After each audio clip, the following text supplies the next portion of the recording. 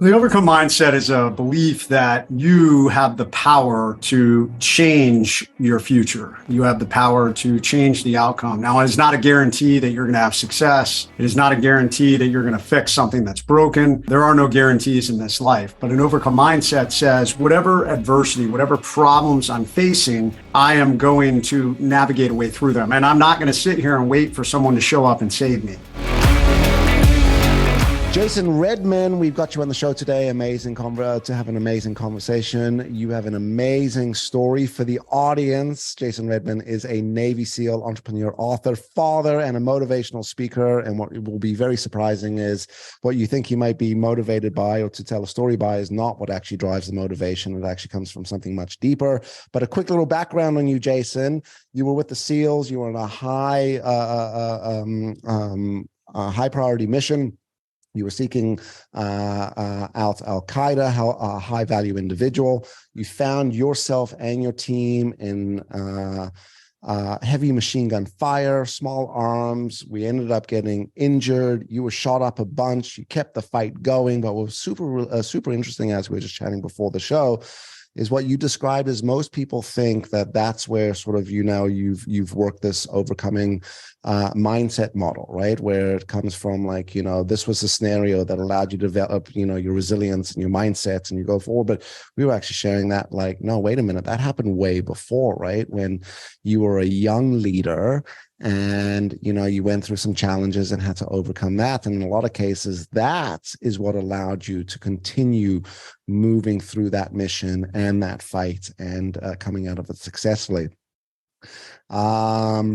So that's what I want to talk about with you today, man, which is mindset is a really important piece. And we're living in a world right now where I think we're fractured. I think mental health is a major issue, and I think it is. I think, the joke about the younger generations is we're seeing snowflakes, people that are unable to deal with the pressures and the stresses of life and anxiety. And, I was chatting with someone the other day and the joke was some of us, when we grew up, there wasn't such a thing as anxiety, right? You weren't allowed to have anxiety, right? It was like, just get on with it. But you have got some amazing lessons and guidance and coaching and thought around what we could do to not only be resilient, have a strong mindset, right? Supported by that heart and spirit, and what we could all do to really be leaders. So, Jason, welcome to the show, brother. Greg, thanks for having me on, man. It's one of my missions to make better humans, so I love it. Well, at the end of this, I'll preview this as you're getting a hat at the end of it. So we'll choose some of the colors that you get, and you got to represent. Because by definition, this is what we are, right? Right? We are all better humans. And, if we've got some stories and an ability to impact and role model, that's our responsibility. I keep saying the world needs more Jasons. They need more Gregs. They need more thought leaders and coaches and people giving out. So let's talk about overcome mindset, right? This is something that you've lived through. You teach it. You help businesses and organizations. Let's start with that. Give us the overview of what is overcome mindset, and let's start walking through some of those lessons. The overcome mindset is a belief that you have the power to change your future. You have the power to change the outcome. Now, it's not a guarantee that you're going to have success. It is not a guarantee that you're going to fix something that's broken. There are no guarantees in this life, but an overcome mindset says whatever adversity, whatever problems I'm facing, I am going to navigate a way through them. And I'm not going to sit here and wait for someone to show up and save me. It starts with you. Now, it doesn't mean that you can't team up. It doesn't mean that we rely on people around or reach out to people around us. At the end of the day, the two critical components that I speak on are self-leadership. So, hey, your ability to lead yourself forward, your ability to create structure and discipline in your life, your ability to identify goals and create a plan to go after those goals, your ability to have positivity in the face of negativity. That's all self-leadership and all that. And then the overcome mindset component is your ability to, three components to the overcome mindset: awareness, preparation, and action. So awareness that bad things are going to happen. I don't care how great your plan is, it's going to get off course. And it could be just a minor schedule disruption, or it could be a total catastrophic life ambush, as I call them. Preparation is you've already, because you're aware that these things can happen, you prepare by we think about, it can be as elaborate as we've done training and we've done other things, or it can be as small as I'm aware and I've mentally prepared that if this did happen, then at least it's not a total shock to my system where I'm frozen and unable to take that third step, which is action. Because there's a lot of people who, when something bad happens, they totally freeze up, they get overwhelmed, they get pinned to the X, as I call. So that is the core of everything that I speak on and deliver in speaking, my books, my courses. Cool. Super cool. So first, I love your shirt. It says no bad days. We're going to come back to that in a second. And I want to break down the self-leadership and this action planning that you're talking about. And coincidentally, I was just running a session before. I run a community where we get together every Tuesday and we work through hot seat coaching and we go through different challenges and stuff like this. And today we were talking about decision making, actually, coincidentally, and planning. And the theme was like, in life we act or we react. And the only way we act is because we plan for things. That doesn't mean plans always go to plan, right? But what I've always appreciated about you SEALs is you have a plan for a plan for a plan for a plan, and it's really thought about. And then you do this whole after action reporting, right? Which is, I think, a lot of the lessons you're talking about right now. So let's walk back a little bit, right? So let's walk back to the story that I was talking about before, which is you were in a heavy machine gun fight when you were a SEAL. But the one thing that you said was that wasn't the thing that gave me this mindset and stuff like that. Tell us the story about when you went through that leadership challenge and that was the pivotal sort of moment for you. Yeah, and it's not a one-time thing, as many things in this life are. It's a culmination of a lot of different things that led up to the perfect storm, if you will, and the breaking point. And it frequently is that way in life. If you go all the way back to the beginning, 17-year-old kid, Jason Redman, joined the Navy September 11, 1992, while he was still in high school, came into the Navy with this dream of becoming a SEAL, went to SEAL training, did well, came to his first SEAL team, did well, continued to do well, continued to excel, continued to set a nice standard as a young enlisted SEAL, got selected to be an instructor within his SEAL team, got selected to run some programs, continued to do well, was recommended for a commissioning program, and got picked up and headed off for this commissioning program at Old Dominion University, where I was part of the ROTC program.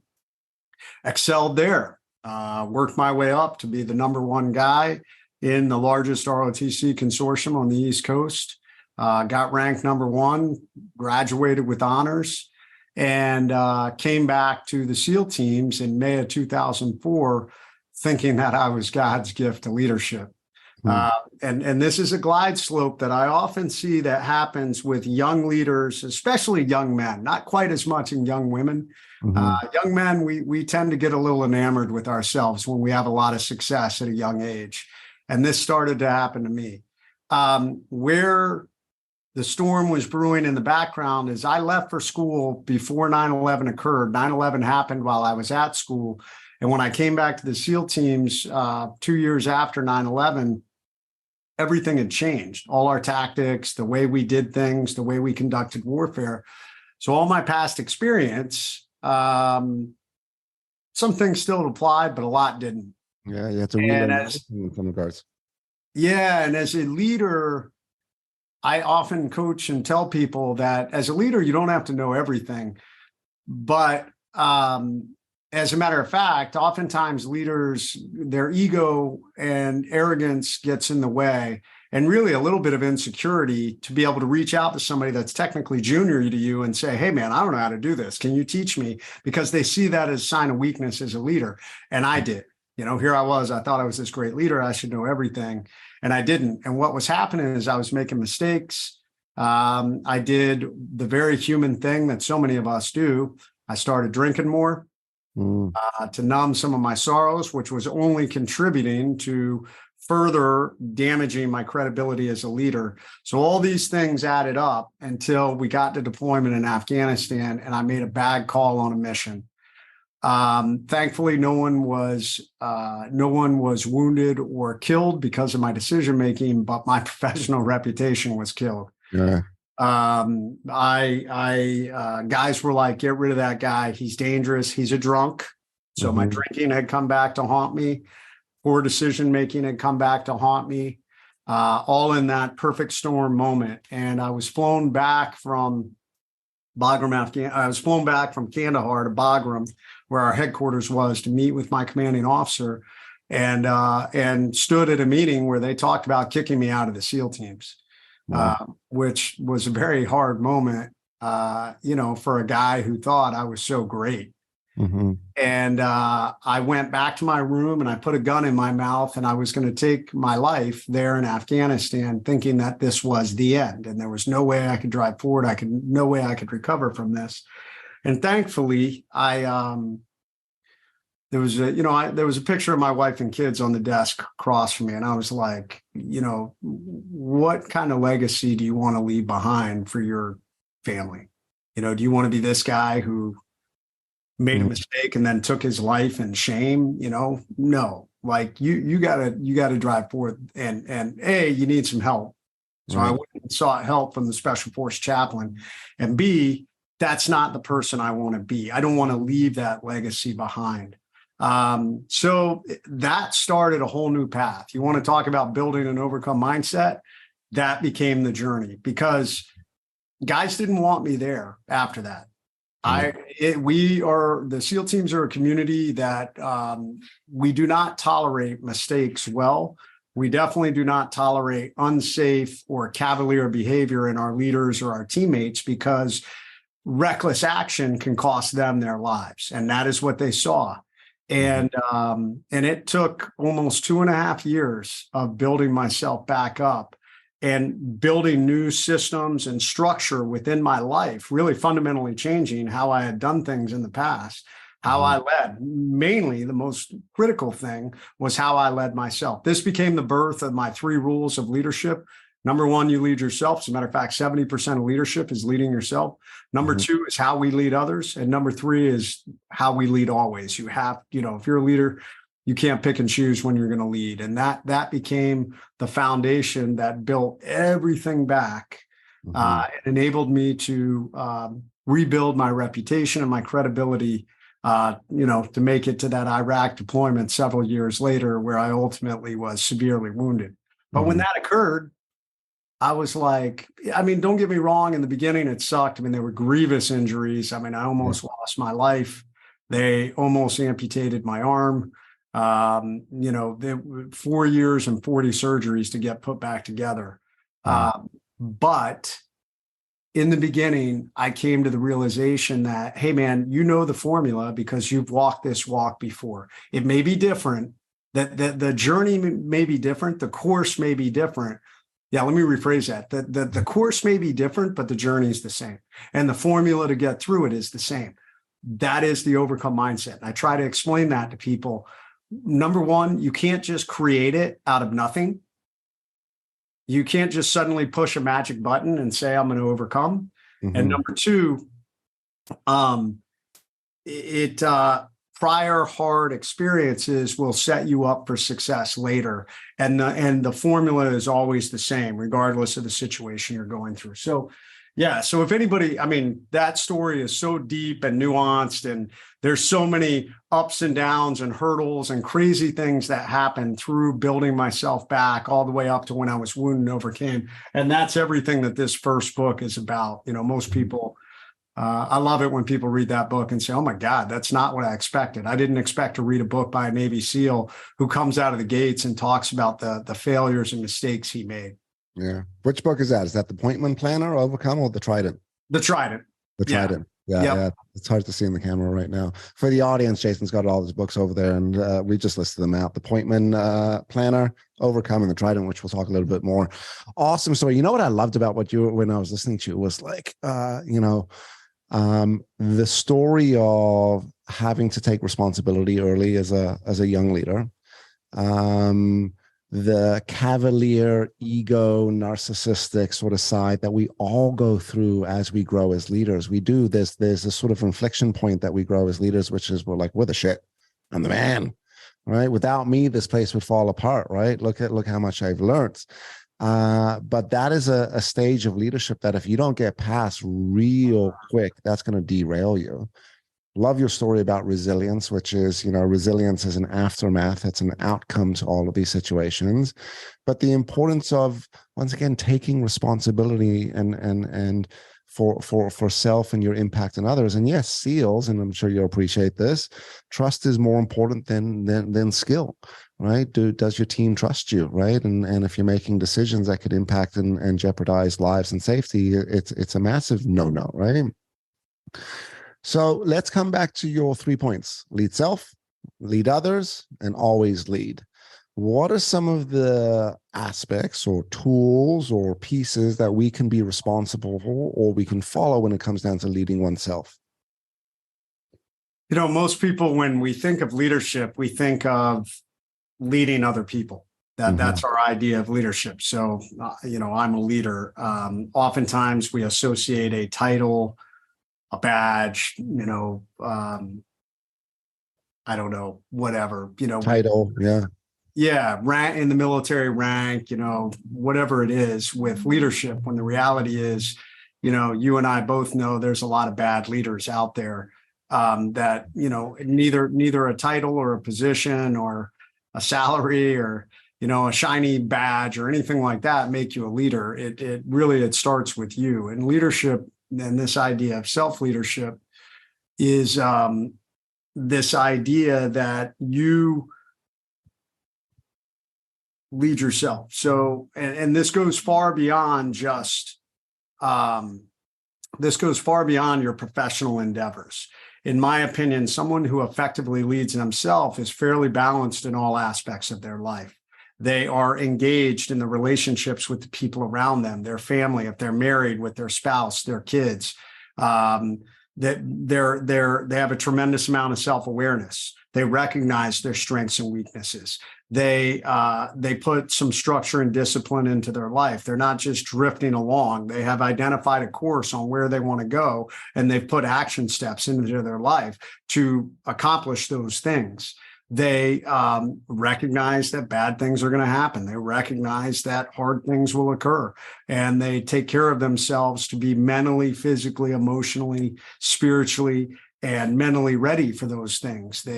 That's something I call the Pentagon of peak performance. Those are 5 key areas that I think good leaders who lead themselves put into their life, so they are balanced. And when it comes to leading others, I think that they understand that really 70% of leadership, your ability to lead others, is predicated by rule number 1, your ability to lead yourself.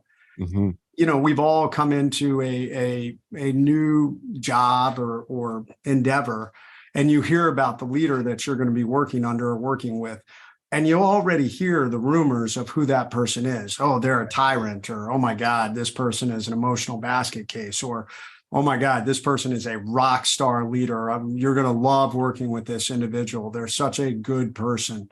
Well, that all falls onto rule number 1. They, how well they lead themselves sets that example before you ever get there. And rule number 2 is much less about, the things we say, and much more about, what are the things we put in place to help our teams to be successful? What guidance we give them, that's critical. This is where we're going. This is how we're going to get there. What level of training and education and resources do you give them? Here's the training so I can make you the best version of yourself. Here's your, the resources you need to be able to execute this mission or execute this job. And then motivating and inspiring them to do that. And then the other big part of leading others is also once you build that team and you've given them all that, trusting them to go out and execute, not micromanaging the shit out of them.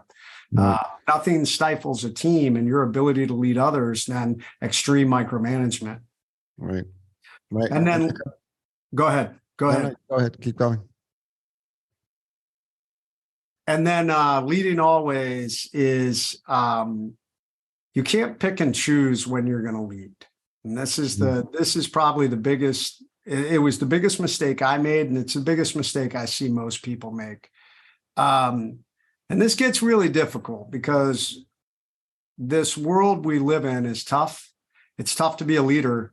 But the problem, once you're a leader, you can't just pick and choose. I often use the example, and I believe I talk in my books and when I coach with people or talk to people, that leadership is the same across the board, or at least the formula and the way that I use it.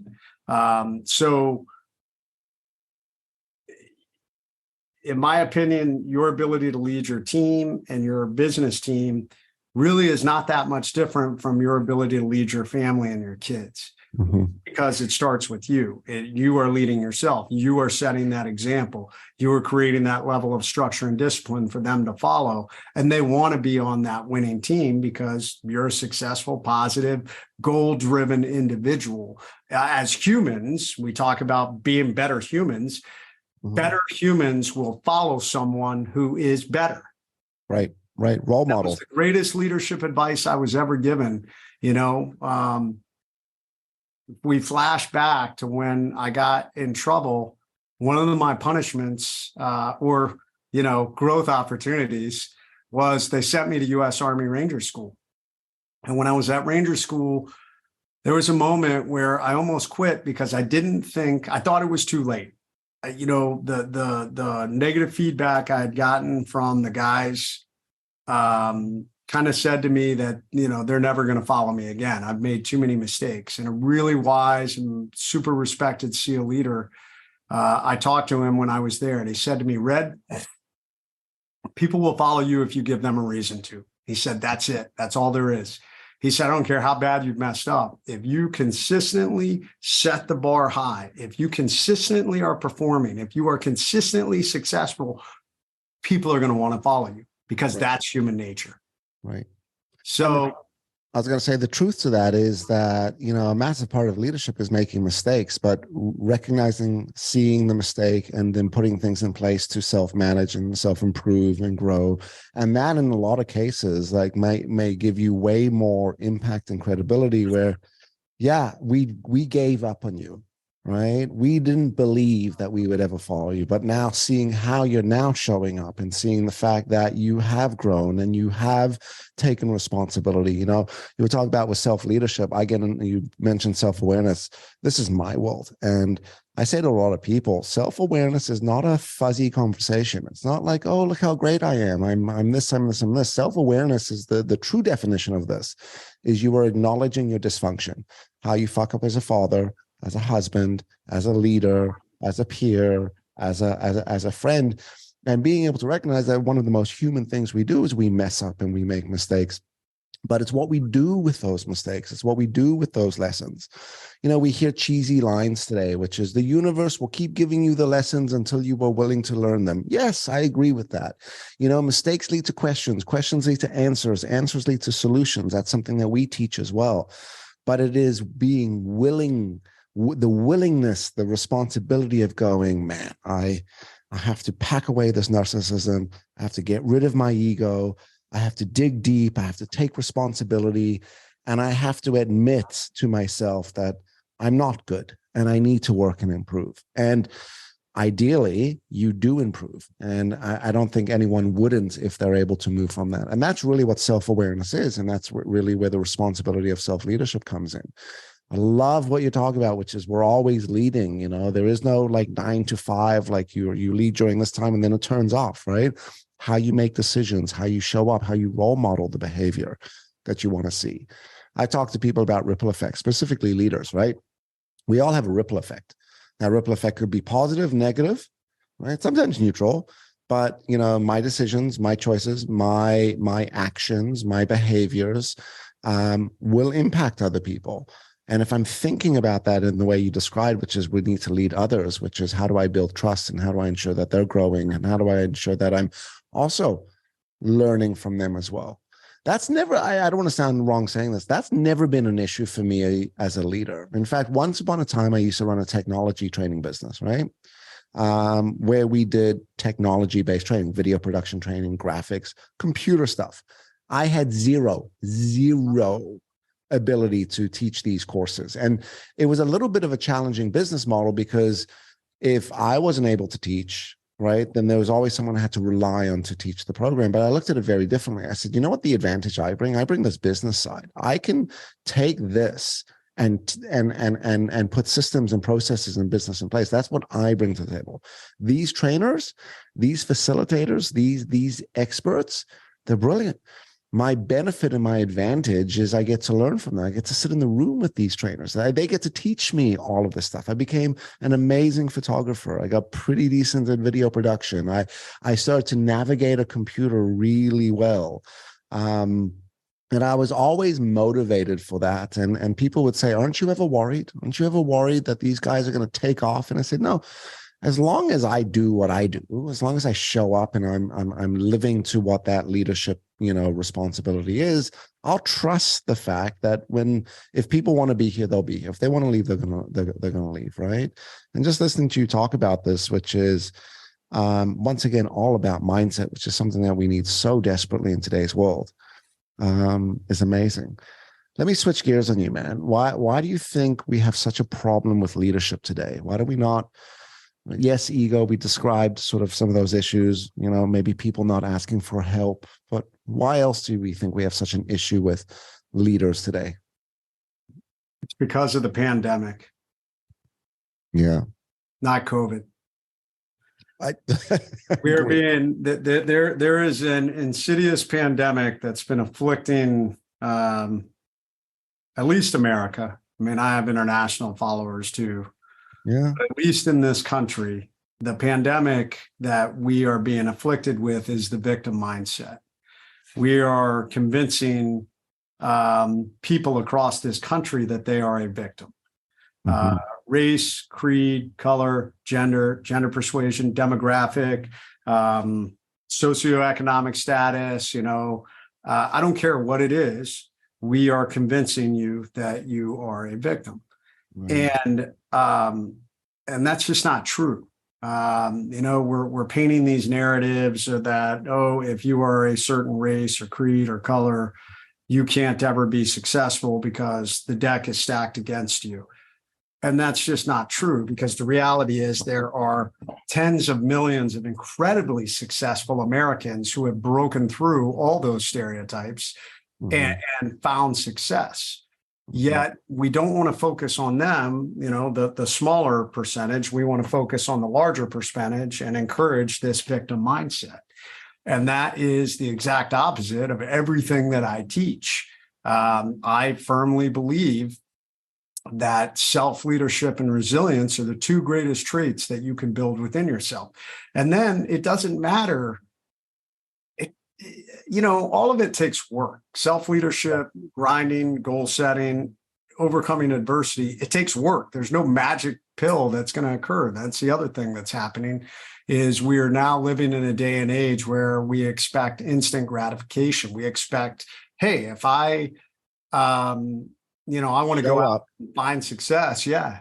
I want, A, I want to be making a ton of money immediately. And B, I want to be the leader, put me in charge. And those things don't happen. That's not the way the world works.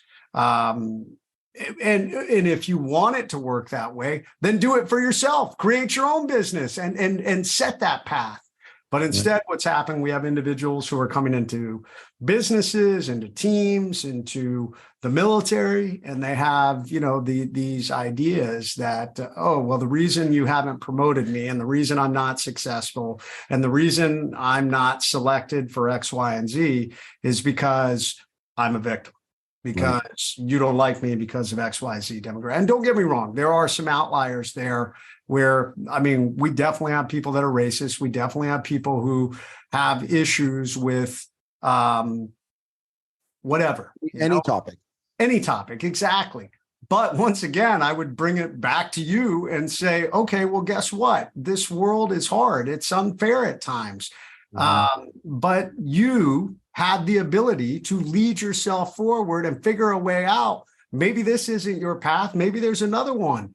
But either you can sit there and feel sorry for yourself, or you can get up and continue to drive forward. And I think that is one of the problems. You made the reference to snowflakes earlier. And one, I will say that I think it's dangerous to just generalize and throw a name at a group of people. I don't think it helps the situation in any way. I'm a very fact-based person. I will say, if you look at yourself and when pressure's applied, you suddenly quit and decide that you no longer want to do that, there's a problem. We have a lot of people who are going down that path. There is this idea that kind of runs concurrent with the victim mindset of your comfort is paramount. And that's just not true, because you will never grow in this life. You will never get better through comfort. You know, it just doesn't happen in any aspect of life, whether it's physical training, mental training, emotional training. We have to get a little bit out of our comfort zone. The overcome mindset is never, ever, ever, ever built in your comfort zone. You will never build an overcome mindset. You have to get out of your comfort zone. You have to push yourself. So that's what I see. We build a country on leadership and resilience. It's not a perfect country, but we've done pretty damn well. A lot of the problems we've had in the past, we've offered solutions to fix. We got rid of slavery. We abolished, women have the ability to vote. Women are crushing it across the board in this country. Right. So it goes back, in my opinion, to that. That's why I think we're really having a lot of issues. I like the fact you challenge on the snowflake comment, and I wasn't meaning to blanket an entire generation. And I used to do a lot of work around generations, which is like, who are the generations and the differences. And one of the things that I would end the keynote with was, do you want to know the main difference between generations? And this is researched, right? Is it has less to do with when you were born and more to do with how you were parented. That's number one. Number two, there is no difference between generations. It's a difference of age. That's also a fact, right? When we were both 20, right, we were probably not, right, who we were today. And it's a place of growth. Yeah. I love you talking about the victim mindset. I think this is one of the greatest challenges in the world today, which is through the pandemic, it has contributed to everyone being allowed to be the victim. And I'm not taking away from people's severe mental health challenges. I'm not taking away from anxiety. I'm not taking away from depression. I'm taking away from the fact that in some cases, like, you're rewarded and acknowledged sometimes too fast, too quickly when these things happen. And I think the other side to that coin, and maybe you can expand upon this a little bit, is not only are we living in this victim mentality, which allows us to push ownership towards others. It actually has an inverse relationship with accountability, right? Like, this victim mindset is not me leaning into my challenges and asking, what do I want to do about this? And what are my solutions? And what are my options? It's going, well, I'm unable to do anything because of this and this and this and this. There's external factors, right? And as long as you're living in those external factors, you'll be there.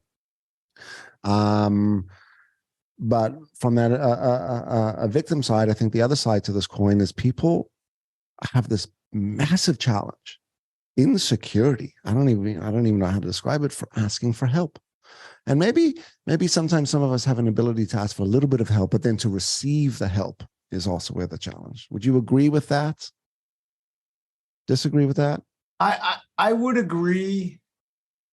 But at the end of the day, it starts with you. And this is where I always come back to the self-leadership, because I've worked with individuals who have been through trauma, whether it's wounded warriors or individuals who have been through some traumatic event in their life. And when we talk about a traumatic event, it doesn't have to be personal injury. It can be emotional injury. It could be some level of failure. It could be a divorce. I don't care what it is. All of these things fall into my definition of a life ambush. What I've come to find is they can get all the help in the world, and it frequently happens. They'll reach out for help, but there also is this sense of entitlement. This bad thing happened to me, so please, everybody help me. But they're unwilling to do any of the work themselves. And what I frequently talk about the X. The X is the point of attack. It's the point of the incident. It's the point of whatever catastrophic thing occurred in your life. And what I've watched is so many people will sit on that X and they want everybody in the world to help them. Mhm. And they'll even seek out that help. But when they receive feedback and say, okay, what you need to do is get up. And what you need to do is take a step forward. And then you need to take a step, another step forward, and then another step. And so often they don't. They'll just sit back down on that X and they'll say, well, nobody will help me. Well, you're unwilling to help yourself. I tell people, we can't drag someone off the X if they're not willing to go. If they're not willing to help themselves, they'll climb back. And that's why no matter what in this life, I do agree 100%, Greg, we should reach out for help. But until you're ready to help yourself, it doesn't matter. You have to be willing to receive that help. You have to be willing to get uncomfortable and take those action steps. Yeah. So, yeah, you were talking about the comfort zone, which is such a great concept, which is you'll never change, you'll never grow, you'll never learn until you step off the carpet, right? Like we all live on this zone, right, that we live in, right? We call it the carpet at Witz, which it's like this carpet. Anything here, I'm very happy, right? Growing requires us to step to the edge of that carpet and step off. And if we keep stepping off, the carpet gets bigger and bigger and bigger and bigger and bigger, right? But it's always about walking that edge. Wow. Powerful, powerful stuff. Considering the fact that the world is in the place that it is, what are some immediate things people can start to take on right now in order to make a difference, to change, to do the work? I mean, is it as simple as people just taking some action? What would be some places people can start? I think once again, it always comes back to us. I mean, at the end of the day, and this is what I encourage, I tell people, things are getting off course. If you run a team right now, if you run a business or you run a team and your business or your team is off course, there's discontent, we're not hitting our goals. If you're married and you have kids and your family's off course, the first person you should look at, go in the mirror and ask yourself, am I setting the example in everything that I should be doing? Are you taking care of yourself? I mean, no matter what, I meet a lot of people that kind of get to this midpoint of their life, and usually the midpoint of our life, it's in, for most people, this occurs in our early 30s to late 30s. It can be as late as early 40s, but this is usually when we have made the transition from being a single adult to a couple. And usually this is a point where we now are probably in some lower level of leadership or higher level of leadership. We're managing a team, we're running a company, we have a family, we actually have real responsibilities, financial, and we start to get off course. We start to stop taking care of ourselves. We stop pouring into ourselves. So these are some of the things that go look in the mirror and ask yourself, how well am I leading myself? I teach two different concepts. One is called the Pentagon of peak performance. So there are 5 key areas that as a leader, a self-leader, you should be balanced in, and you should be putting time and effort into weekly. Every week, you should be double checking. It's actually something I talk about in my Point Man Planner. It's part of the planner that you're checking those boxes. Number 1, physical leadership. Move your body. This machine we walk around in is amazing. And it is designed to move, and we need it to operate at its highest potential. As you're getting older, early 30s, 40s, 50s, it's degrading, which means you actually have to put more effort into taking care of it so it gives you a return on that investment. Sleep, nutrition, fitness, and optimization. I work with a group called Core Medical that optimizes hormone levels, because as we get older, they start dropping off. So I really encourage people to be proactive in their health and their blood work and all these different things, and make sure that you're good, because the return you're going to have, energy, feeling better, looking better, managing stress, all these things are going to yield a return on all the relationships in your life. Number 2, mental leadership. When I got really enamored with myself, I really had stopped educating myself. I wasn't reading leadership books because I thought I knew everything. So I encourage people, in all aspects of your life, you should be pushing the envelope, educational wise, flexing your mental muscle. So I am a voracious reader. I look for everything to read. I stuff about our business, stuff about humans, stuff about fitness, stuff about performance. I also love to listen to different opinions on things because I want to challenge my beliefs. You know, my beliefs are shaped by my experiences, but it doesn't mean they're always right. I may come to find out that I've learned that, hey, man, this belief system I've been following has been proved false. Right. And I want to know that so that I can, own that. Number 3 is emotional leadership. This is a big one. It's a weakness for me. And that is that how do we manage our emotions, the highs and the lows? I mean, we've all been around a leader, and I was one of them when I was younger, who was an emotional basket case, or who said everything that came to their mind in that moment, whether it was sarcastic or negative or whatever it was. That's weak emotional leadership, in my opinion. We should be thinking about that because it makes an impact on the people around us. Not only that, your ability to manage your emotions and choose positivity over negativity, that's a powerful thing. Right. That's reframing as well. Social leadership. How do we invest in the circle of people around us? From family to close friends to work acquaintances, all the way to work relationships. Building that, putting time into that. And then the last one is spiritual leadership, which for some can be faith. For others, it can just be, what are the things that you do to get outside of yourself, to have proper perspective and to recognize that, the things that are occurring in this life, the problems that you're having, they're just that, they're problems. They're things that you can deal with. If you have good perspective, in my opinion, good spiritual leadership, you recognize that they're just part of this journey, Right. So I talk about that. I also talk about something called the Pentagon of peak productivity. I'll just blast through this really quick. It's something that I try and look at every day.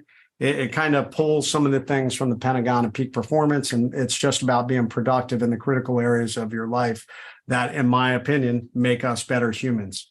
Every day I'm doing one thing physical. Every day I'm doing one thing personal, whether it's, interacting with my family, maybe it's calling my mom. Every day I do one thing professional that's moving the needle in my business. Every day I do one thing towards protection. This is a dangerous world we're living in. So a mindset of protection, but this goes beyond just, physical. It gets into, what are you doing to protect your assets? I mean, gosh, look at the economy right now. I mean, what are you doing? Are you actively having a mindset of protection for your money, your resources, your business? And then the last one is profit. What am I doing with my money that every day, whatever, I don't care if it's $1 or $1 million, what am I actively doing? Every day I want to know that I'm trying to put my money to work to make a little bit more so that someday, hopefully I don't have to work. So those are things that I put in my life to be a better leader and to be a better human. Love that. My main flagship program is called Better Leader. And you just rifle through a lot of things which are so important for that. I just want to break that back down and go through it. Love the fact you talk about physical leadership. In fact, there was a study and there's research done that shows where they studied CEOs and they looked at the financial health of the organization compared to the physical health of the CEO. And you know what they discovered? Correlation. The healthier the CEO, the healthier the company.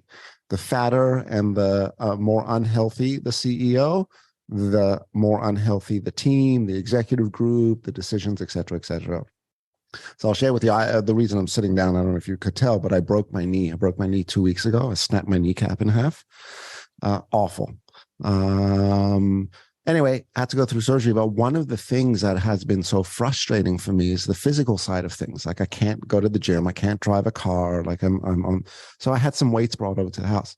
Basic weights, 15-pound dumbbells, 20-pound dumbbells. And I'll just sort of sit around and I'll pick up the weights and I'll move them around and I'll hold them and not doing crazy, but I know that physically moving is a really important aspect for the mental and the emotional. And I actually I'll send it to you after. You might like it. It's called the SHIT Guide, and you can totally use it. And SHIT is an acronym. S stands for self-care. And in self-care, we're answering three things. What am I doing to be emotionally healthy, mentally healthy, and physically healthy?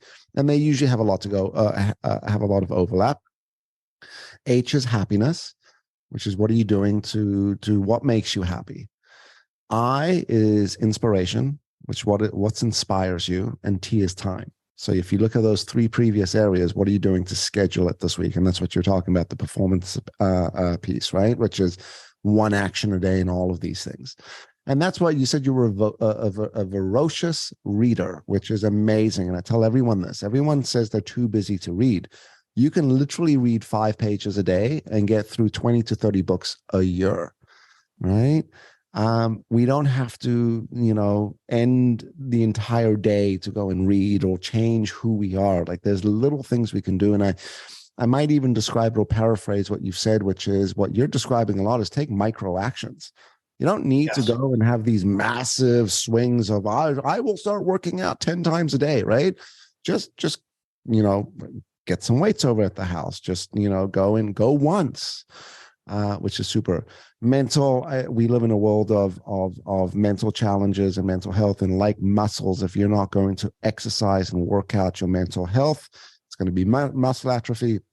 When you are faced against turbulent, tense, difficult situations, we won't have the strength to go through it, right? And we might even acknowledge that there's a little bit of both, that I need that mental toughness to go through it, but going through it will contribute to my mental health growing and improving.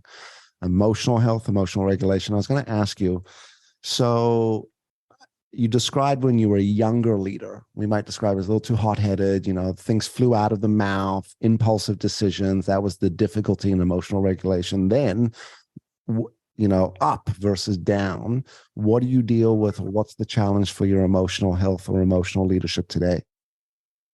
Well, it's still my weakest area. We can't necessarily change our DNA, but that self-awareness is real, and I recognize it. And there are times when I recognize I need to step away because I watch the indicators. If my teapot is getting ready to boil, I know it. We can look at water and, no different within ourselves. We're getting agitated. I know when I'm tired. I know, whatever it is, if there are indicators that I don't want to boil over, I try to do my best to maybe take a step out of that situation for a little bit so that I can bring my emotions back into control.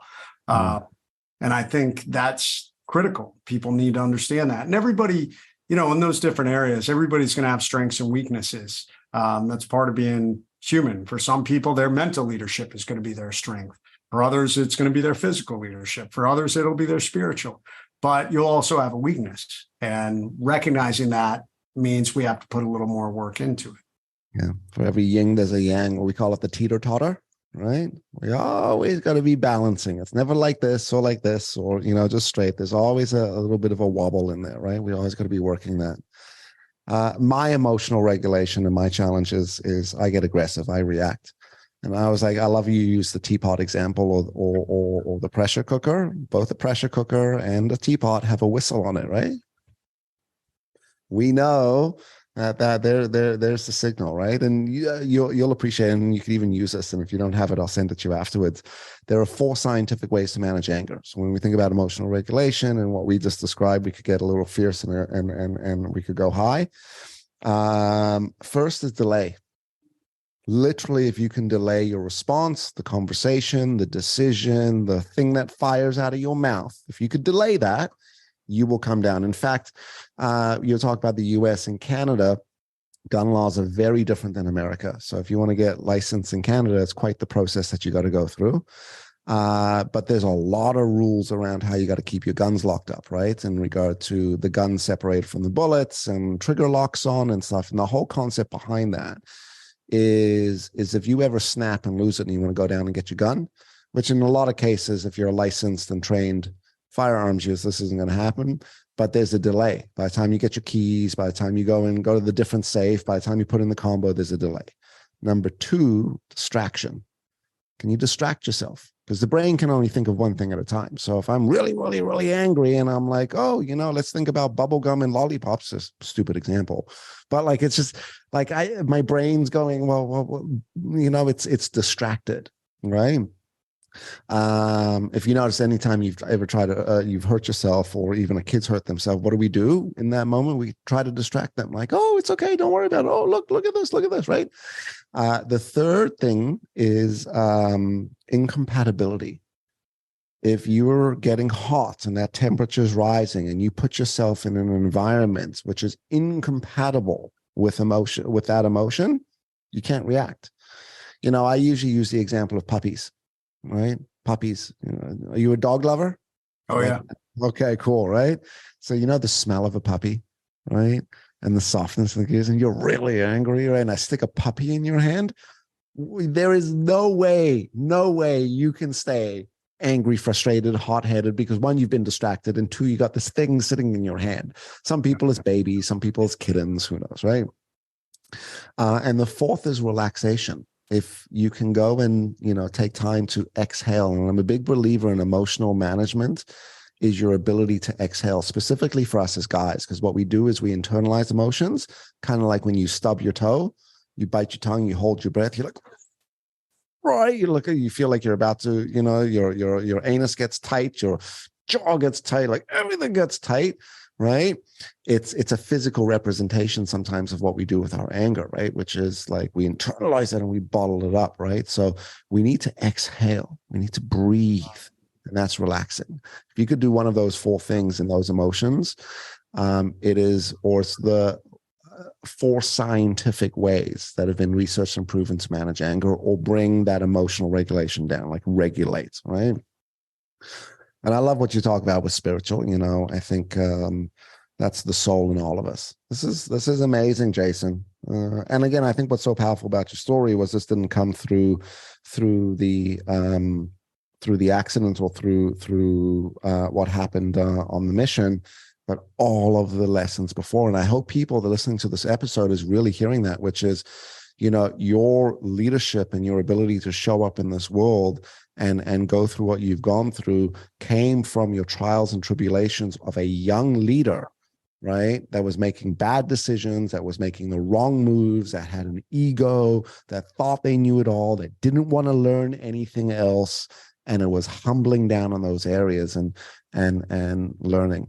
I was just chatting with a client earlier, and I said to him, I said, sometimes leadership is reading the chapter ahead, like you would do with your kid, in order to teach them that chapter. Right? I'm not too far ahead of that kid. I'm just reading the chapter ahead. Jason, you are the man, brother. You're a legend. All right. Tell us about where the audience can find out more about you, if they want to work with you, if they want to do some coaching, if they want to sign up for your courses, if they want to, the books we're going to post in all the show notes. But where can they learn more about Jason Redman? Yeah, Greg, thank you, man. They can go to jasonredman.com, and there we have our online store where we have the books. So I don't sell unsigned books. We have our No Bad Days merchandise, which is a mindset that I talk about, that if you woke up this morning, it's a good day. I've lost a lot of friends, and I came so close to death. I'm living a second chance. Most people only get one shot at this life. So no matter how big the problem is, no matter how overwhelmed you are, the phrase, I'm having a bad day, or I had a bad day, I think it's so trite, because the majority of the time when you've had a bad day, it's really just schedule disruption. Your day didn't unfold in the manner you thought it was going to. I kind of define bad days as something that will forever leave physical, mental, emotional, or deep financial scars. So thankfully, we don't have too many real bad days. Instead, we just have schedule disruptions. So our clothing line is on there. My online courses are there. We just released our new flagship course, the Point Man for Life course. So if you order that, it comes with the Point Man Planner, and it is a phenomenal 15-module course on how do you define your mission and purpose in this life.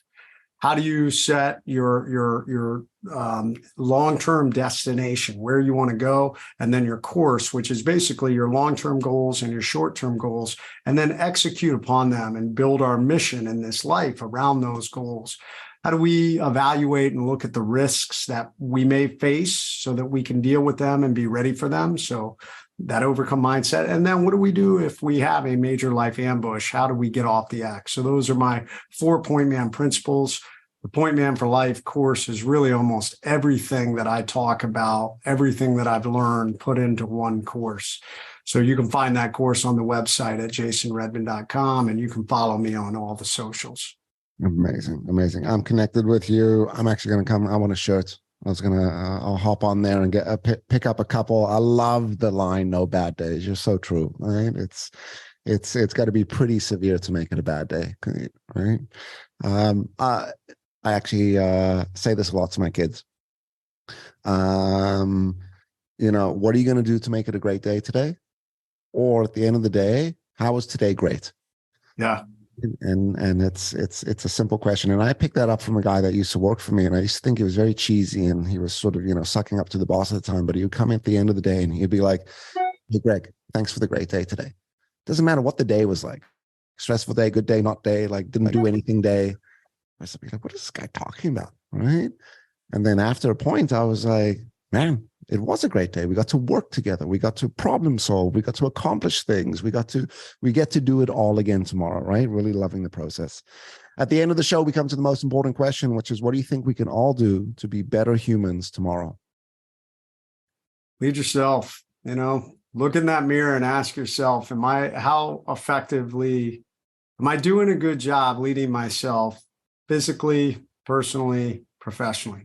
Most people tend to focus only on professional, and we have stopped taking care of ourselves physically, and we take for granted our personal relationships. Oh, my spouse and my kids, no. And we tell ourselves this lie that, oh, if I just kill it professionally, then soon I'll have time to devote to personal. And that's a lie. The time to do that is now, but it starts with you. You have to put time and effort, structure and discipline, that positive mindset to achieve it. So yeah, lead yourself better, and everything else in your life will get better, in my opinion. And lead it day by day, right? Like, we don't have to have the next, entire future planned out. All right. If you want to pick up Jason's book, The Appointment Planner, Overcome, or the Trident, check it out on Amazon or on his website. We're going to have all of the links in the show notes and stuff. His website, www.jasonredman.com, REDMAN.com. Pretty easy. Go follow him on all the social platforms. We're going to be posting this stuff out there as well. Jason, thank you so much. We'll probably have to do this again with you. Greg, thank you, man. I appreciate it. All right. To the audience, if you like today's episode, don't forget to like it. Don't forget to subscribe. Don't forget to share. And we will see you next time.